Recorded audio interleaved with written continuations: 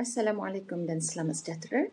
Hari ini kita akan belajar bab 8 keradioaktifan sains tingkatan 3. Subtopik yang pertama 8.1 secara penemuan keradioaktifan. Assalamualaikum. Hai, selamat datang ke channel Cikgu Liza.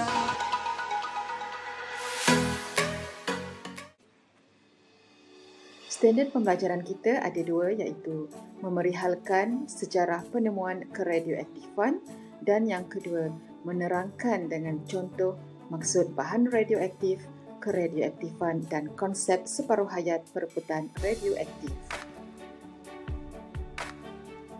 Okay, kita lihat ahli sains dalam sejarah penemuan keradioaktifan. Okey, 3 atau 4 nama ini perlu diingat oleh para pelajar. Yang pertama, Wilhelm Röntgen. Yang kedua, Henry Becquerel. Dan pasangan ini, Marie dan Pierre Curie. Wilhelm Conrad Röntgen adalah ahli fizik Jerman yang menemukan sinar X secara tidak sengaja dan mengambil gambar foto sinar X isterinya, tangan isterinya, jari. Antoine Henry Becquerel ialah ahli fizik Perancis yang menemukan keradioaktifan dan uranium yang memancarkan sinaran yang menghitamkan plat fotografi walaupun dalam keadaan gelap. Seterusnya, Marie dan Pierre Curie adalah pasangan suami isteri ahli fizik Poland yang mengesan pancaran radioaktif melalui kuasa pengayunannya dan mengekstrak polonium dan radium daripada biji uranium yang dikenali sebagai pitchblende. Kita lihat pula apakah itu bahan radioaktif. Bahan radioaktif terdiri daripada atom yang mempunyai nukleus yang tidak stabil yang akan mengalami perebutan dan memancarkan sinaran radioaktif. Contoh bahan radioaktif adalah seperti karbon 14, radon 222, thorium 234, uranium 238. Okey, keradioaktifan adalah proses perebutan secara rawak dan spontan bagi nukleus yang tidak stabil dengan memancarkan sinaran radioaktif. Keradioaktifan ialah suatu proses. Sinaran radioaktif terdiri daripada sinar gamma. Kita mula dengan A, B dan C. Sinar alfa, sinar beta dan sinar gamma.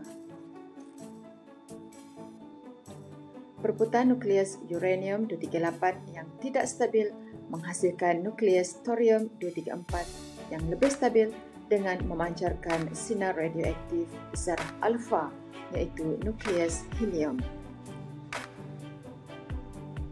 Perebutan nukleus thorium 234 yang tidak stabil menghasilkan nukleus protactinium 234 yang lebih stabil dengan memancarkan sinar radioaktif zarah beta, iaitu elektron.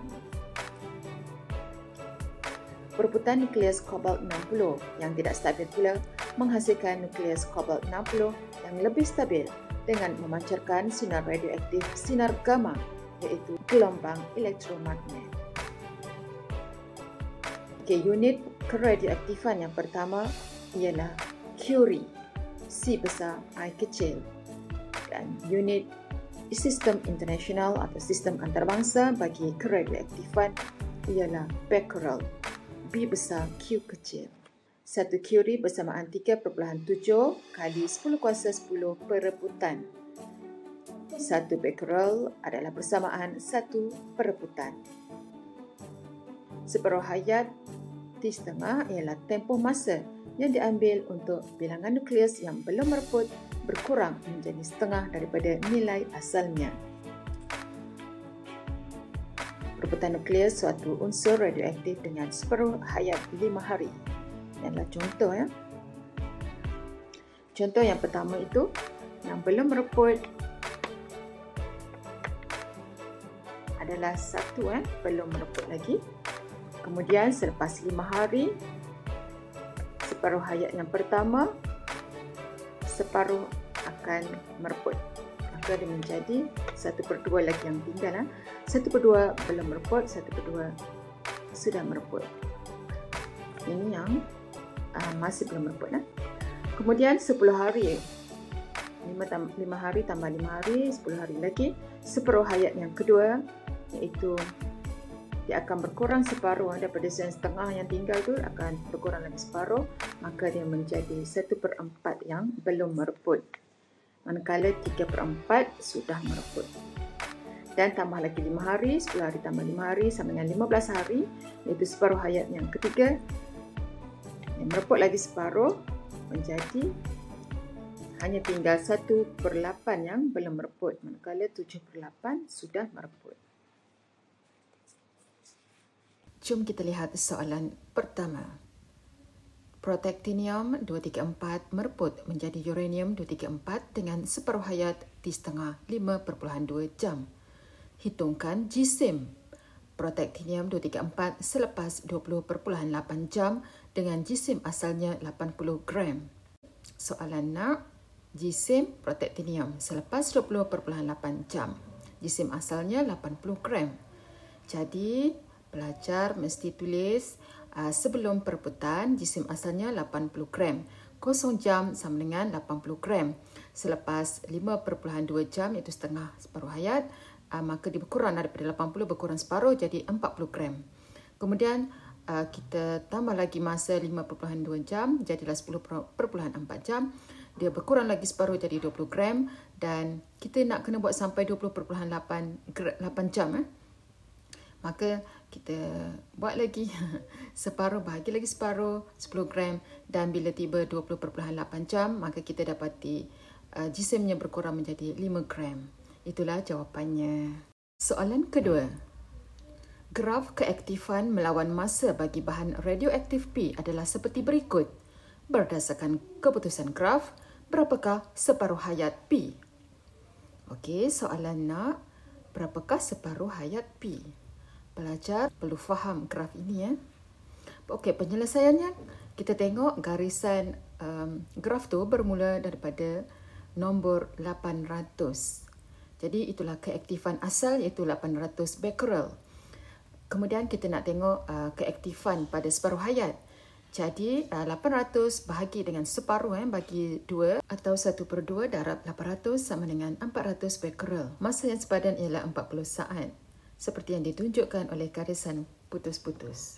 Soalan 3. Keaktifan bahan radioaktif Q mengikut masa ditunjukkan dalam jadual 8.1. Soalan A. Lukis graf keaktifan melawan masa dalam kertas graf. Paksi Y ialah keaktifan dalam unit becquerel, manakala paksi X ialah masa dalam minit. Sebelum kita lukis graf, kita perlu plotkan graf. Untuk plotkan graf, kita perlu ambil bacaan daripada jadual. Bermula dengan masa kosong, keaktifannya 120. Jadi kita plotkan kosong, masa 120 keaktifan. Kemudian masa 5 minit keaktifan 80. Masa 10 minit keaktifan 56. Masa 15 minit keaktifan 40. Masa 20 minit keaktifan 28 dan masa 25 keaktifan 20 becquerel. Setelah kita plotkan graf, maka kita perlu buat satu garisan dengan menyambungkan semua titik-titik itu. Soalan B. Berdasarkan keputusan graf, berapakah separuh hayat bagi Q? Kita lihat yang pertama, graf itu ekoknya bermula dengan 120. Maka itulah keaktifan bahan radioaktif Q. Untuk mencari separuh hayat bagi Q, 1/2 mesti didarab dengan 120. Maka kita akan dapat jawapannya 60 becquerel. Untuk mendapatkan masa separuh hayat, masa yang sepadan dengan 60, kita perlu buat garisan putus-putus bermula dari 60 menyentuh graf dan turun ke bawah untuk melihat atau mencari atau untuk mengenal pasti berapakah masa yang sepadan dengan 60 becquerel. Berapakah masa dalam minit itu?